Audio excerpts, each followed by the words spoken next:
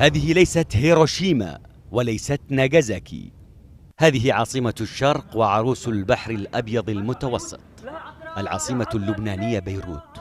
أمست اليوم على انفجارين هائلين أشبه بالانفجارات النووية من حيث القوة والشكل.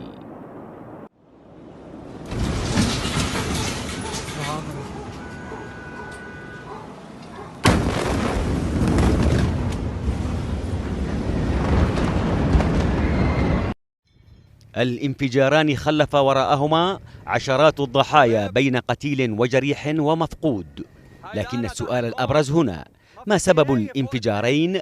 وهل هما بفعل فاعل أم نتيجة ظروف خاصة بسوء الخزن أو ارتفاع درجات حرارة الجو؟ الإجابة عن هذا السؤال يمكن استشفافها من ردود الأفعال الرسمية والإعلامية الأولية، إذ تشير المعلومات إلى أن الانفجارين نجما عن حادث داخل مستودع يضم آلاف الأطنان من المفرقعات المخزنة منذ سنوات في مرفأ بيروت ومتنفسها الأول في أسوأ فتراتها الاقتصادية. في حين تشير معلومات أخرى عن شهود عيان قالوا إن المخزن تعرض ربما لهجوم جوي، والبعض ذهب إلى أبعد من ذلك حين رجحوا أن يكون المرفأ ربما إحدى مخازن حزب الله وتعرض لهجوم خارجي.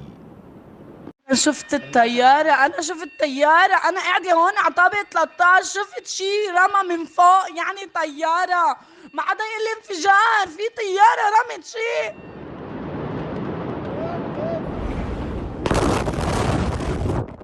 وعلى مستوى ردود الأفعال الرسمية اللبنانية، دعا الرئيس اللبناني ميشيل عون القوات المسلحة للعمل على معالجة تداعيات الانفجار الكبير وتسيير دوريات في الأحياء المنكوبة لضبط الأمن، كما طالب بتقديم الإسعافات الأولية للجرحى والمصابين على نفقة وزارة الصحة وتأمين الإيواء للعائلات المشردة نتيجة الأضرار الناجمة عن الانفجار.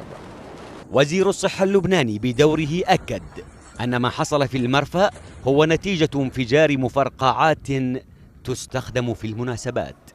أما محافظ بيروت فأعلن العاصمة منكوبة ووصف حجم الأضرار بالهائل، وأكد فقدان فريق كامل للدفاع المدني الذي لا يعرف مصير عناصره حتى اللحظة. مدير عام الأمن العام اللبناني لم يذهب بعيدا حين أرجأ سبب الانفجارين إلى مواد شديدة الانفجار كانت مصادرة منذ سنوات. بدوره رئيس مجلس الوزراء اللبناني حسان دياب أعلن يوم الأربعاء يوم حداد وطني على ضحايا الانفجار.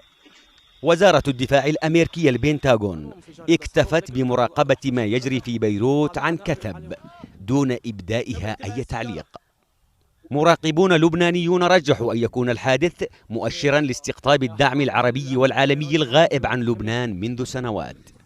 غياب كبير وواضح لردود الأفعال العربية تجاه الأمر.